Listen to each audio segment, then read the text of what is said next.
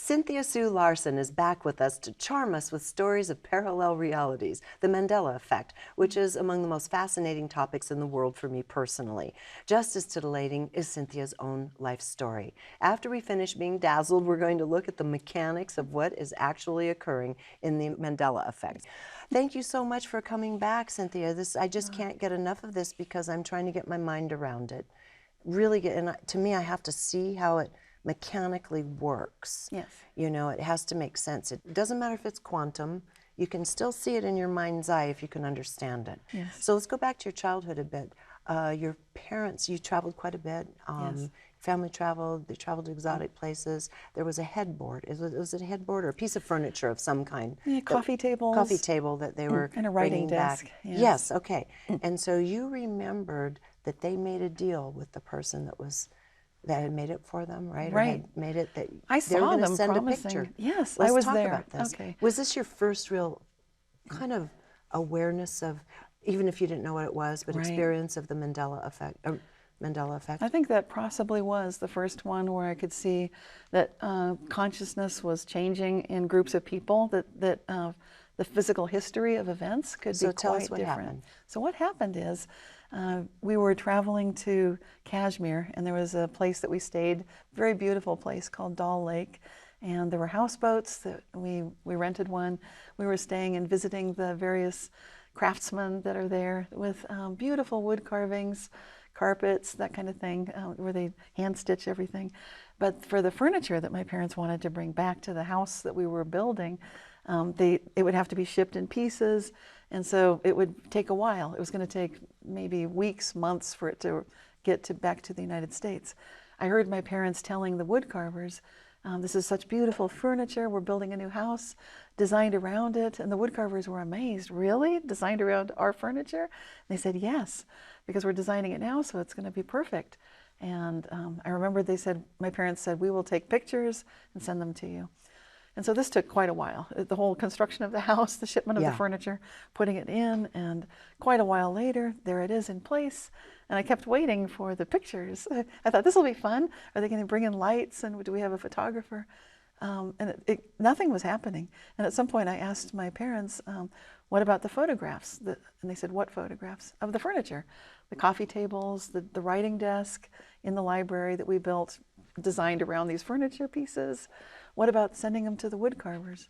You promised that you'd do this. And they said, we didn't say anything like that.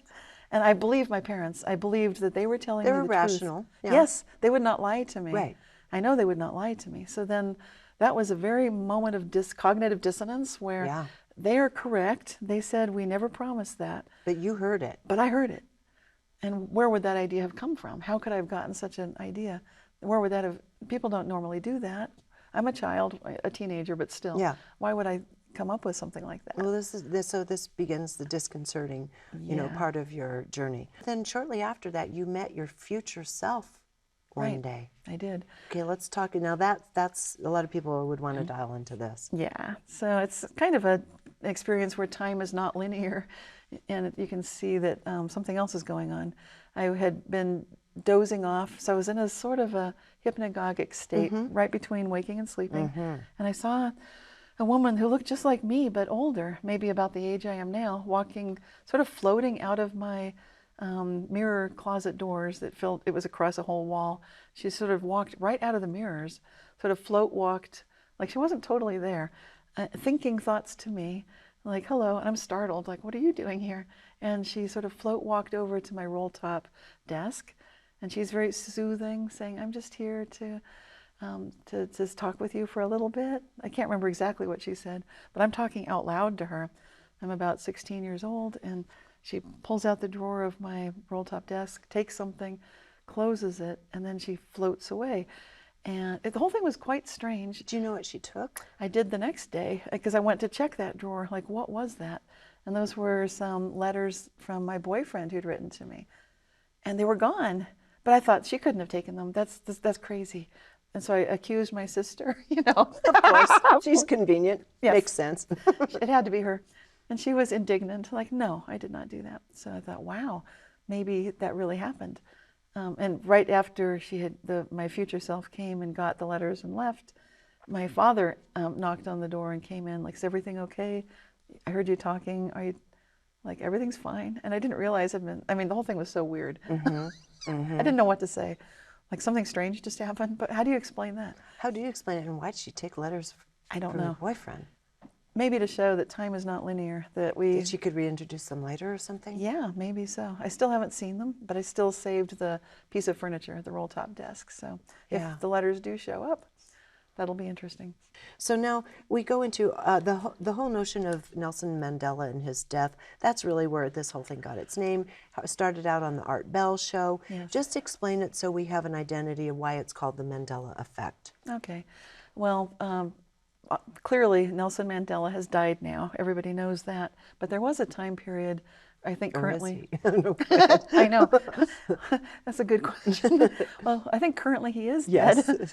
So Yes. that was, he died in, I think, 2013. And the surprising thing for a lot of people is after he'd passed away, people remembered, I thought he died way before this, like back in the 80s. Yeah. When he was still in jail on Robbins Island. And so, this became a topic that Art Bell was getting flooded with calls, faxes, telegrams, everything. So he mentioned it in April 2001 on his radio show. And then it took a while for these things to kind of bubble up through consciousness, but I think Fiona Broome then kind of captured the zeitgeist of the times by about 2010, and then said this is a Mandela effect because there are enough of us that remember that there was a different history. That he had died while in prison. That he did die while in prison. And in 2010, he was still alive. So at that point, it was like, he's alive, he's not dead. And that creates the idea that there are alternate realities. Lots of people can remember them. And it can be a shared community experience where we all collectively, in large groups, remember a completely different series of events.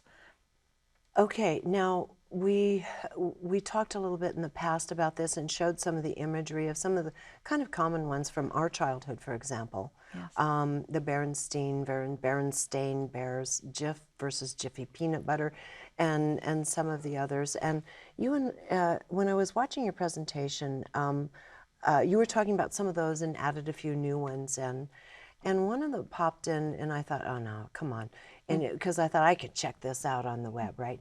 And you said that the name of Oscar Wilde's book, A Portrait of Dorian Gray, had been changed. Yes. That's one for those of us that like literature, because we do remember The Portrait of Dorian Gray, and now it's only ever always been a picture of Dorian Gray.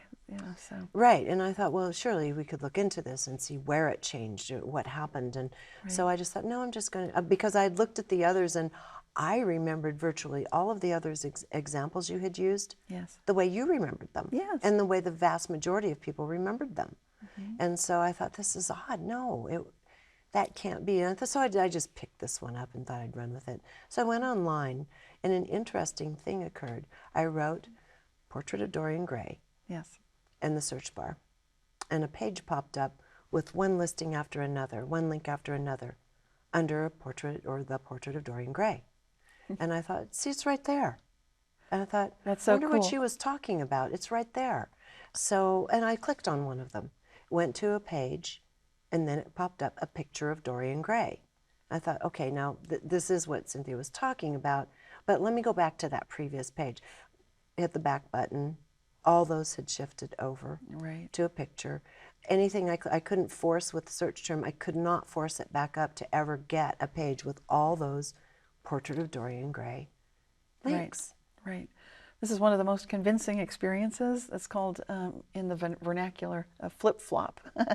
So it's like you see one thing and then it changes to another, and you know you can trust yourself that you saw that. Oh, yeah. You know for sure. Even though there's no proof, you can't convince somebody. No, I saw it there. That's why I clicked on it. Yeah, exactly. And I thought, see, there are a whole bunch of them. Well, ultimately, I just kept poking around, and finally I said to Zeus, check it out. He's a good researcher. He said, well, there's some mention of it in a French edition of something from back when, and the only thing I did find by way of reference was on Amazon. Right. I think there's one book that someone has come out with, because so many of us remember the portrait. And it's of called Dorian that. Gray. And yes, I didn't see the shadowed small writing across the top of the book. It just had the, you know, the portrait literally of Dorian Right. Gray and the words Dorian Gray. But it's, and so I thought it said a portrait of Dorian Gray. And in fact, I ordered the book and then I looked closer because it was so shadowy. It was too a picture of Dorian Gray. Every single thing he found, like what you're talking about, 1945 editions. The Right. name is now a picture of Dorian Gray. right. And so I thought, God, you know, I try to get behind the nature of things Yes, and how it works. And that's kind of what I want to talk to you about. yes. What is happening in a very mechanical way, so to speak? Okay. Well, first of all, we're going to get into consciousness and quantum physics. Yeah. That's where the only explanations lie. And it's not a cheat to go there, because actually we've known That's as, where it's playing out. that is where it's playing out. And even Max Born said that there's no way that we can consider even the material solid things like this table as being anything other than probability waves, because Right. all of matter is energy. So where this is playing out, as I see it, is reflective cognition, which is an idea of the way that we pay attention. The way that we pay attention and the levels that we pay attention are everything. And if you look at the work of a philosopher named Gottfried Wilhelm Leibniz, Okay. tongue twister, but Okay. just call him Leibniz. Yeah. He actually said that there are different levels of awareness. There's the first level of awareness, and then there's what you call the reflective level, where you're aware of being aware. That's really what we call consciousness. So, and when you tap into that, that's where you can start witnessing these kinds of reality shifts, whether it's starting a car where the starter doesn't work, or any of these examples that we've talked about. Well, you said this, that we are not a single operator. We think we have one mind. We remember from one place. But Right. what you say is very true, because you bring in the notion we are a combination, a complex of conscious mind, subconscious mind, superconscious mind, soul. All these dimensions of mind are operating in a single moment, but we're only aware usually of one of those. Right. And so this is where the awareness, how you are paying attention, makes the difference. When you remember, oh, I am all of this. So it's just the difference between thinking, like a little child might be saying, I want a cookie, I want an ice cream. Right. But then when you tap into the fullness of your being, you're in a different state of mind entirely. Yes. So let's go back to Dorian Gray. Right. How does that collective memory, you have a collective memory and now a changed material reality. What happened? What happens there? Okay, well, what I look at again, I go back, of course, to quantum physics, because there you can see the way things are working, not just on the quantum scale, but on all scales. So quantum physics is the universal set. This is our true reality. And within the realm of quantum physics, we know we are entangled with others, like that web of consciousness is entangled. So all of those of us who are sharing intentions, maybe to see how good it can get, to desire to see an improvement of consciousness on the planet, you know, we're connected. We're very much connected. And those of us who have those intentions are definitely at this time observing huge changes in physical reality. Absolutely. I guess the question would be, there had to be a mind somewhere, Right. an intention or a consensus that for some reason a portrait of Dorian Gray was maybe outmoded, outdated, that maybe the word picture would serve better. I'm saying, you see what I'm saying? Yes. Where in there did something spin into motion, or was something placed into motion that then could go and change our quantum physical reality? Exactly. Well, this is a question that came up at our Mandela Effect conference that happened. The first one was in Idaho, and we had talks. Many of the speakers talked about how you can look deeper to find the message in such a shift. Right. So then you could ask the question, what is it about the change, like you suggested, from a portrait to a picture? And I think you're right. There is much more awareness now of what a picture is, because we have cameras, We work with pictures. We don't typically get a portrait done of someone Right. with a Portraits paintbrush. are of the past. Some people For the still most paint part, them. but for the most part, that's Yes. a thing of the past. Where pics, Everybody takes them. PIX, you know, PICS, Yes. all of that. Everyone knows what a picture is. So somehow, in the zeitgeist of our modern consciousness, It's we more accurate. relate to the word picture. We do. And so our kind of relational mind impressed a new physical reality on that. Right. So you could consider it closer to truth, and that's what a lot of these Mandela effects, if you look deep enough, you can start seeing, oh, that is deep, closer to truth. That is a revelation of truth.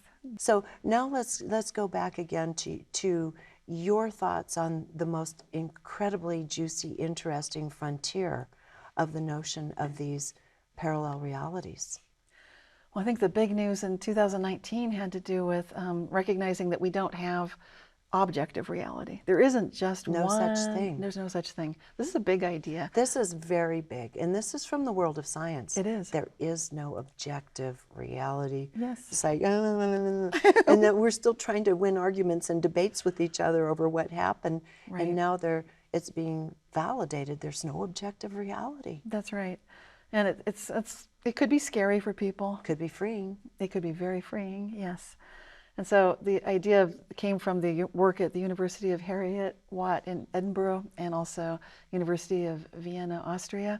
And what they did is they did a version of the double slit experiment, which I think people have seen that. Schrodinger, yeah. Yeah, and then with two observers at that same place, same time, trusted observational devices that came up with two very different observations of the experiment at that same place and same time.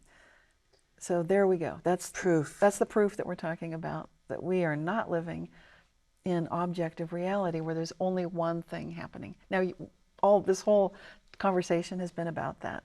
So we already know that, you and I. And now we're saying this is now becoming scientific fact. So then it gets back to what is our love, our joy, our passion, and our preference. Right. If we're not living in objective reality, then how good can it get? Yes. And that's what you always say, which I love. I love that about you. How good can it get? Right. And that should be our question, because we're not a slave to anyone else's perception of anything. Right. Even though we may have a shared common experience here today, for all we know, by the time this is edited, it won't be this at all. We just don't know, right? Right.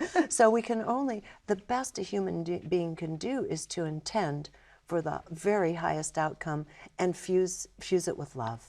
With integrity. Fuel it with love. With that ethics and integrity. And those words are not used much. They used they're to not. be. Oh my God, thank you, because that's really where I'm at on all of this. Yes. Is people are so confused. How do we know what's true? Because right now, you know, our country is in a bit of a tatters, and people are fighting with each other, and everyone's saying, yeah, but I just don't know what's true. I don't know who to believe.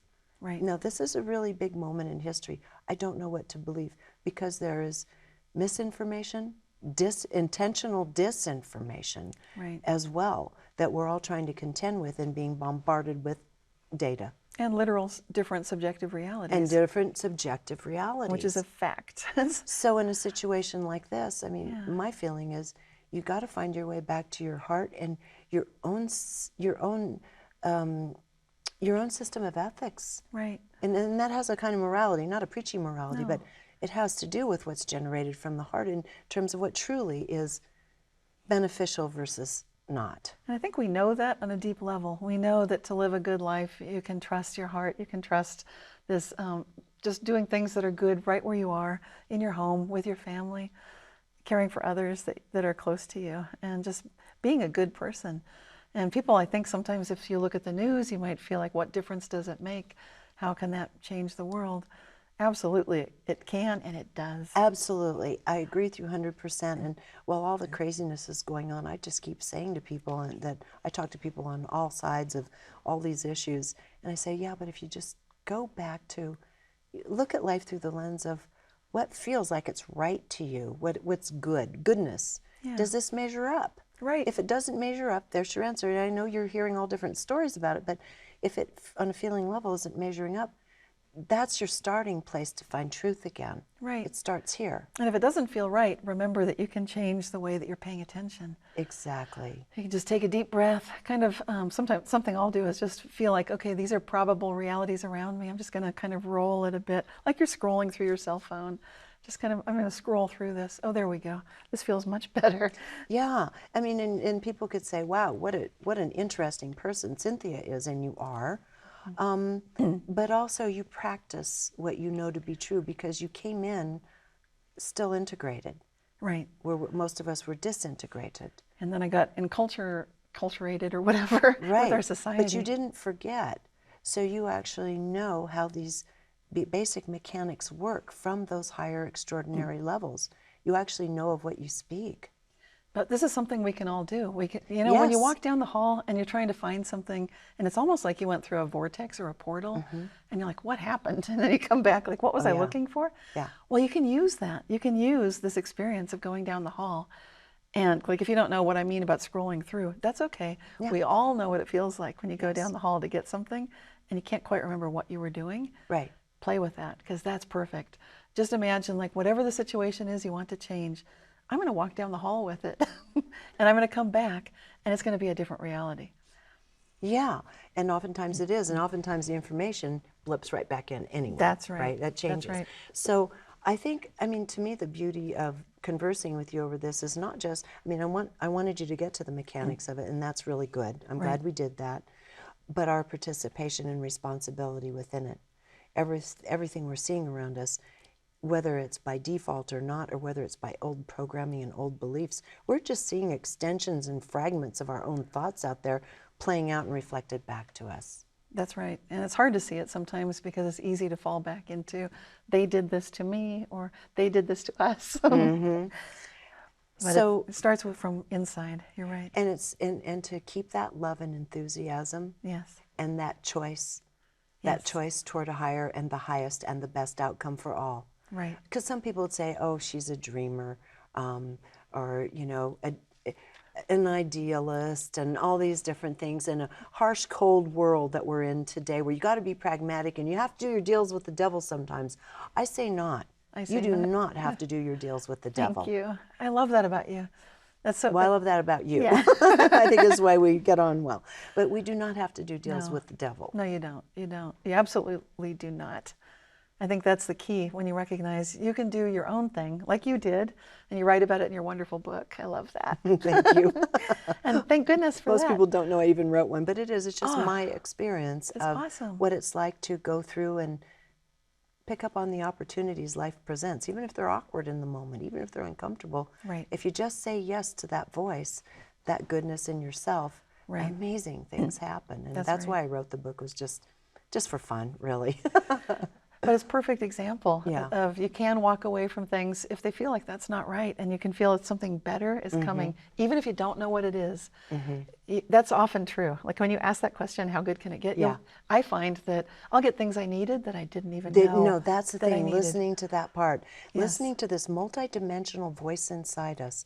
There's nothing wrong with the conscious mind to keep us from running out in front of a car. You know, we need every part of our mind to work together, but we can't have the more fundamental, dense part running the whole show. There is a greater consciousness. Yes. And we all have access to it. We do indeed. It's been absolutely wonderful sitting with you. I just love being in your presence. There's so much light there. And thank you for sharing this from a higher perspective of someone who didn't forget, who never disintegrated. Thank you so much. You can find Cynthia's work, Reality Shifts, on Amazon and other booksellers, and keep an eye out for the Mandela Effect Society in the future. Until next time, thank you so much for joining us here on Open Minds.